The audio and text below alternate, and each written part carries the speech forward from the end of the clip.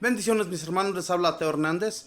Hoy día mis hermanos voy a compartirles la historia de Santa Teresa de Jesús, fundadora del año 1582. Vamos a comenzar mis hermanos, pongamos atención, escuchemos esta bella historia de Santa Teresa. Dice así: algunos hacen derivar el nombre Teresa de la palabra griega terizo, que se traduce por cultivar y entonces significaría la cultivadora. Otros lo hacen derivar de la palabra terao, cazar, y entonces quiere decir la cazadora. Ambos títulos le quedan muy bien a nuestra santa, cultivadora de virtudes y cazadora de almas para llevarlas al cielo. Santa Teresa es una de las más famosas santas que ha tenido la Iglesia Católica. El Papa Pablo VI la declaró junto a Santa Catalina doctora de la Iglesia. Nació en Ávila, España, el 28 de marzo de 1515. Su propio nombre era Teresa Sánchez.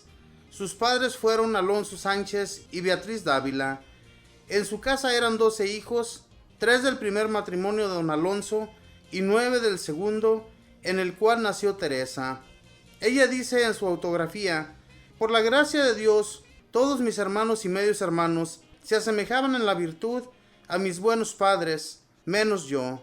Ella y Rodrigo, su hermano, de niños, eran muy aficionados a leer vida de santos y se emocionaron al saber que los que ofrecen su vida por amor a Cristo reciben un gran premio en el cielo. Así es que dispusieron irse a tierras de maometanos a declararse amigos de Jesús y así ser martirizados y conseguirse un buen puesto en el cielo. Afortunadamente, por el camino se encontraron con un tío suyo que los devolvió a su hogar. Entonces dispusieron construir una celda en el solar de la casa e irse a rezar allá de vez en cuando, sin que nadie los molestara ni los distrajera. La mamá Teresa murió cuando la joven tenía apenas 14 años.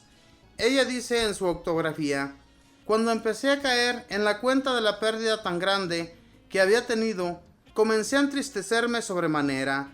Entonces me arrodillé delante de una imagen de la Santísima Virgen y le rogué con muchas lágrimas que me aceptara como hija suya y que quisiera ser ella mi madre en adelante. Y lo ha hecho maravillosamente bien. Sigue diciendo ella: por aquel tiempo me aficioné a leer novelas. Aquellas lecturas enfriaron mi fervor y me hicieron caer en otras faltas. Comencé a pintarme y busqué aparecer y hacer coqueta.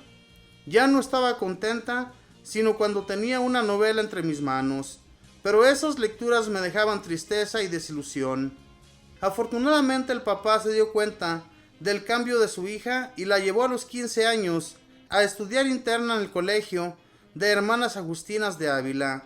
Allí, después de año y medio de estudios, enfermó y tuvo que volver a casa.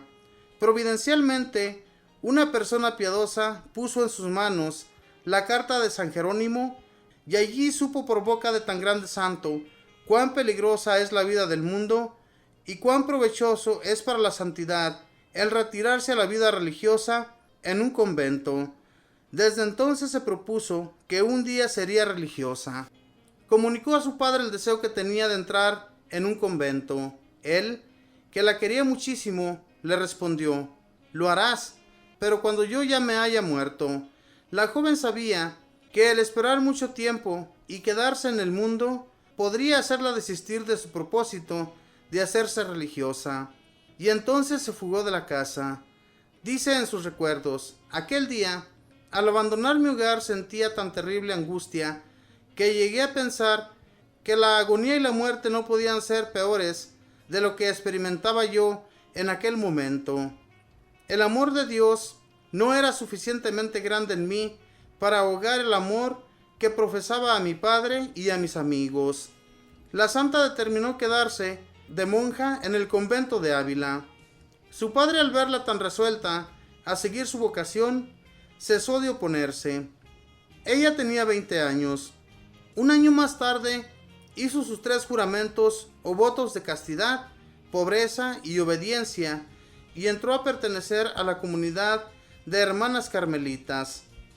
Poco después de empezar a pertenecer a la comunidad carmelitana, se agravó de un mal que la molestaba, quizá una fiebre palúdica. Los médicos no lograban atajar el mal y éste se agravaba.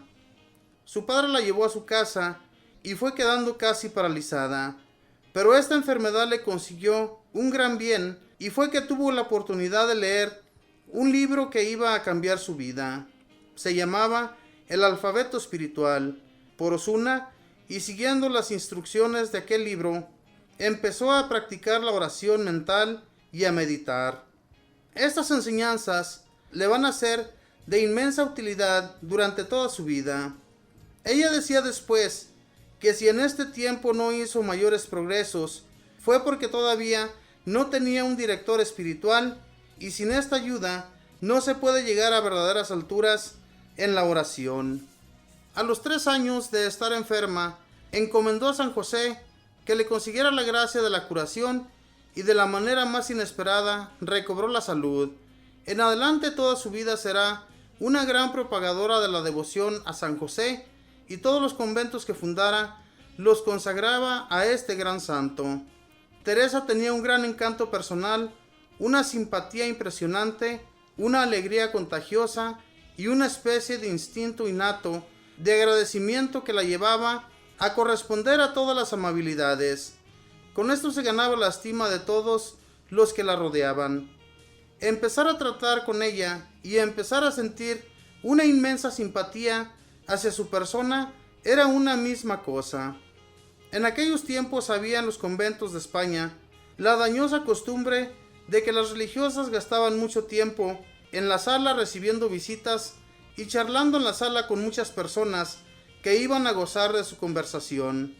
Y esto le quitaba el fervor en la oración y no la dejaba concentrarse en la meditación, y se llegó a convencer de que ella no podía dedicarse a tener verdadera oración con Dios porque era muy disipada y que debía dejar de orar tanto. A ella le gustaban los cristos bien chorreantes de sangre. Y un día, al detenerse ante un crucifijo muy sangreante, le preguntó: «Señor, ¿quién te puso así?». Y le pareció que una voz le decía: «Tus charlas en la sala de visitas, esas fueron las que me pusieron así, Teresa». Ella se echó a llorar y quedó terriblemente impresionada. Pero desde ese día ya no vuelve a perder tiempo en charlas inútiles y en amistades que no llevan a la santidad. Y Dios, en cambio, le concediera enormes progresos en la oración y unas amistades formidables que le ayudaran a llegar a la santidad. Teresa tuvo 2 ayudas formidables para crecer en santidad: su gran inclinación a escuchar sermones, aunque fueran largos y cansones, y su devoción por grandes personajes celestiales. Además de su inmensa devoción por la Santísima Virgen y su fe total en el poder de interceder de San José, ella rezaba frecuentemente a 2 grandes convertidos, San Agustín y a María Magdalena. Para imitar a esta santa, que tanto amó Jesús, se propuso meditar cada día en la pasión y muerte de Jesús, y esto la hizo crecer mucho en santidad. Y en honor de San Agustín leyó el libro más famoso del gran santo, Las Confesiones, y su lectura le hizo enorme bien. Como las sequedades de espíritu le hacían repugnante la oración y el enemigo del alma la aconsejaba que dejara de rezar y de meditar, porque todo eso le producía aburrimiento, su confesor le avisó que dejar de rezar y de meditar sería entregarse incondicionalmente al poder de Satanás, y un padre jesuita le recomendó que para orar con más amor y fervor eligiera como maestro de oración al Espíritu Santo y que rezara cada día el himno Ven Creador Espíritu. Ella dirá después: el Espíritu Santo, como fuerte huracán, hace adelantar más en una hora la navecilla de nuestra alma hacia la santidad que lo que nosotros habíamos conseguido en meses y años, remando con nuestras solas fuerzas. Y el Divino Espíritu empezó a concederle visiones celestiales. Al principio se asustó porque había oído hablar de varias mujeres a las cuales el demonio engañó con visiones imaginarias, pero hizo confesión general de toda su vida con un santo sacerdote y le consultó el caso de sus visiones, y éste le dijo que se trataba de gracias de Dios. Nuestro Señor le aconsejó en una de sus visiones: no te dediques tanto a hablar con gente de este mundo, dedícate más bien a comunicarte con el mundo sobrenatural. En algunos de sus éxtasis se elevaba hasta 1 metro por los aires. Éxtasis es un estado de contemplación y meditación tan profundo que se suspenden los sentidos y se tienen visiones sobrenaturales. Cada visión le dejaba un intenso deseo de ir al cielo. Desde entonces, dice ella, dejé de tener miedo a la muerte, cosa que antes me atormentaba mucho. Después de una de aquellas visiones, escribió la bella poesía que dice: tan alta vida espero, que muero porque no muero. Teresa quería que los favores que Dios le concedía permanecieran en secreto, pero varias personas de las que la rodeaban empezaron a contar todo esto a la gente y las noticias corrían por la ciudad. Unos la creían loca y otros la acusaban de hipócrita, de orgullo y presunción. Se llama presunción al creerse uno más que lo que es y a vanagloriarse de lo que tiene. San Pablo de Alcántara, uno de los santos más famosos de ese tiempo, después de charlar con la famosa Carmelita, declaró que el Espíritu de Dios guiaba a Teresa. Esta palabra significa atravesarlo a uno con una gran herida. Dice ella: vi un ángel que venía del tronco de Dios, con una espada de oro que ardía al rojo vivo, como una brasa encendida, y clavó esa espada en mi corazón. Desde ese momento sentí en mi alma el más grande amor a Dios. Desde entonces, para Teresa ya no hay sino un solo motivo para vivir: demostrar a Dios con obras, palabras, sufrimientos y pensamientos que lo ama con todo su corazón, y obtener que otros lo amen también. Al hacer la autopsia del cadáver de la santa, encontraron en su corazón una cicatriz larga y profunda. Para corresponder a esta gracia, la santa hizo el voto o juramento de hacer siempre lo que más perfecto le pareciera y lo que creyera que le era más agradable a Dios, y lo cumplió a la perfección. Un juramento de estos no lo pueden hacer sino personas extraordinariamente santas. En aquella época de 1500, las comunidades religiosas habían decaído de su antiguo fervor. Las comunidades eran demasiado numerosas, lo cual ayudaba mucho a la relajación. Por ejemplo, el convento de las Carmelitas de Ávila tenían 140 religiosas. Santa Teresa exclamaba: la experiencia me ha demostrado lo que es una casa llena de mujeres. Dios me libre de semejante calamidad. Un día una sobrina de la santa le dijo: lo mejor sería fundar una comunidad en que cada casa tuviera pocas hermanas. Santa Teresa consideró esta idea como venida del cielo y se propuso fundar un nuevo convento con pocas hermanas pero bien fervorosas. Ella llevaba ya 25 años en el convento. Una viuda rica le ofreció una pequeña casa para ello. San Pedro de Alcántara, San Luis Beltrán y el obispo de la ciudad apoyaron la idea. El provincial de los carmelitas concedió el permiso. Sin embargo, la noticia produjo el más terrible descontento general y el superior tuvo que retirar el permiso concedido. Pero Teresa no era mujer débil como para dejarse derrotar fácilmente. Se consiguió amigos en el palacio del emperador y obtuvo una entrevista con Felipe II, y este quedó encantado de la personalidad de la santa y de las ideas tan iluminosas que ella tenía, y ordenó que no la persiguieran más. Y así fue llenando España de sus nuevos conventos de carmelitas descalzas, poquitas y muy pobres en cada casa, pero fervorosas y dedicadas a seguir la santidad propia y la de los demás. Se ganó para su causa a San Juan de la Cruz y con él fundó los carmelitas descalzos. Las carmelitas descalzas son ahora 14,000 en 835 conventos en el mundo, y los carmelitas descalzos son 3,800 en 490 conventos. Por orden expresa de sus superiores, Santa Teresa escribió unas obras que se han hecho famosas. Su autografía titulada El libro de la vida, el libro de las moradas o castillo interior, texto importantísimo para poder llegar a la vida mística, y las fundaciones o historias de cómo fue creciendo su comunidad. Estas obras las escribió en medio de mareos y dolores de cabeza.